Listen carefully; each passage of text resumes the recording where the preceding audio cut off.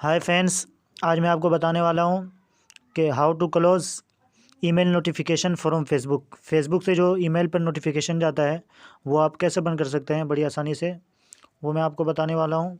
तो इसके लिए सबसे पहले आपको अपना फेसबुक ऐप खोल लेना है और थ्री डॉट जो बना हुआ है इस पर क्लिक कर देना है।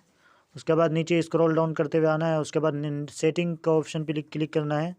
उसके बाद नोटिफिकेशन सेटिंग आपको देखने को मिलेगा, ये इस पर आप क्लिक करेंगे।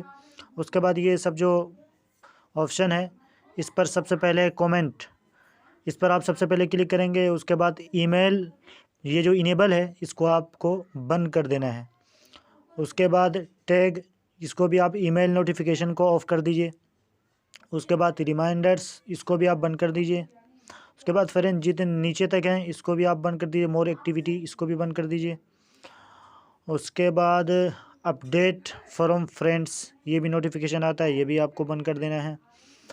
उसके बाद फ्रेंड्स ग्रुप्स का है, ये भी आपको ईमेल नोटिफिकेशन बंद कर देना है।